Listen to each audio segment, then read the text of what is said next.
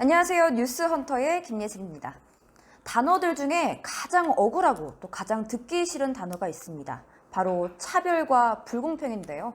그런데 이 신세계 이마트가 이 차별과 관련된 논란에 연루되면서 관심이 뜨겁습니다. 사건은 한국노총 전국 이마트 노동조합이 지난 1일 이 보도자료를 통해 입장을 발표하면서 시작됐는데요. 이마트 노조에 따르면 이마트 임원 A씨가 증거언니 교사 혐의로 지난 2월 1심에서 징역 10개월의 실형을 선고받았는데요. 이 문제는 임원 A씨가 현재도 주요 임원으로 이마트 전 점포를 총괄하고 있다는 겁니다. 앞서 검찰은 지난해 1월 15일 검찰의 가습기 살균제 관련 이마트 압수수색을 진행했습니다.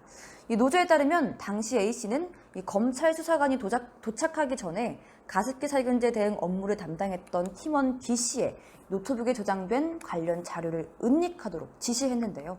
A씨는 노트북에 가습기 살균제 관련 자료가 있는 줄 몰랐다.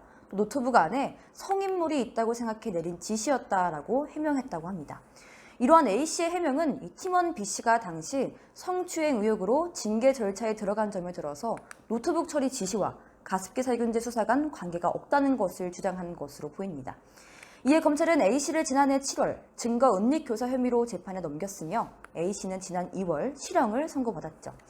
이마트 관계자는 2일 뉴스비전 2와의 통화에서 해당 임원에 대한 재판은 개인적 재판이며 아직 형이 확정된 것이 아니라 1심 재판 결과가 나온 것이다 라면서 추후 진행되는 재판 결과를 지켜보면서 조치를 취할 예정이다라고 밝혔습니다. 이러한 이마트 측의 태도와 관련해서는 비판의 목소리가 나오고 있는데요. 노동조합 측은 힘없는 사원들에게는 고도의 윤리의식을 요구하며 엄격한 징계가 적용된다면서 특정 임원에게만 관대한 회사의 선택적 윤리의식에 대해 박탈감이 크다라고 주장하며 해당 임원 파면을 촉구했습니다. 또 이마트 안팎에서는 사람에 따라 징계 조치가 달라지는 것 아니냐는 목소리와 함께 특정 인물에 대한 관대한 조치다라는 지적도 제기되고 있습니다. 그런데 이마트 측의 특정 인물에 대한 미온적 조치는 이번이 처음이 아닙니다.